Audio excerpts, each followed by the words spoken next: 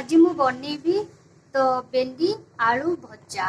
तो आलू मु नहीं पियाज नहीं तो अभी मु धोईकी काटिया पे आरंभ करुच्ची। तो मोर भेंडी आलू कटा हो गला एबे भाजिया पे आरंभ करुच्ची। तो एबे मु तावारे तेल पकाउची। तो देबा तेल सोरिष तेल मु दउची। तो मु एबे फुटण देइची ताको फुटण हो गला एबे ता देरे पियाज पकेवा पे आरंभ करिबा। एबे ता देरे जो पियाज काटितिली पियाज ता देरे पकेवा।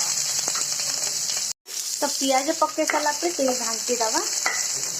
तो पियाज टिके कलर आसीबा को दबा।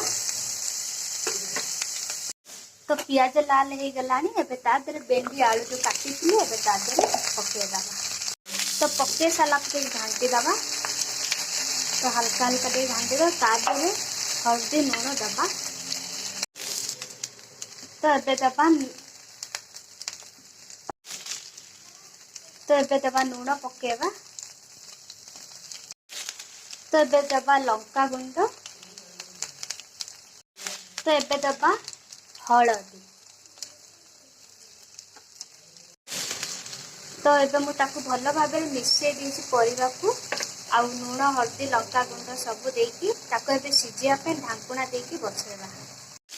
एबे ता देरे दबा ढांकुणा किछि समय पर ताको सिजिया पे छाडी दबा।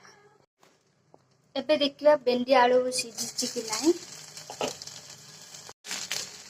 तो भेंडी आलू भजाटा बहुत सुंदर दिसुछि। तो आउ टिके सिजिबो। तो आमे ताको टिके भाजिला बेले कोन करबा। तो आउ टिके सिजिबो। तो आउतरे आमे ताको ढांकुणा दे कोनी बसे दबा। तो एबे देखिबा तो भेंडी आलू भजा तो हेबा को आसिलानी। मोर भेंडी आलू भजाटा हेबा को सिजी गलानी। तो आपण माने थोड़े एमती भाजी की खांतु बहुत बढ़िया लागिबो। मोर भेंडी आलू भजाटा जदि मोर भजाटा भल लागिला ताहले आपण माने मोर चैनल को लाइक करंतु, बेल आइकन दबांतु, सब्सक्राइब करंतु, कमेंट मात्रे लेखिकी जणांतु।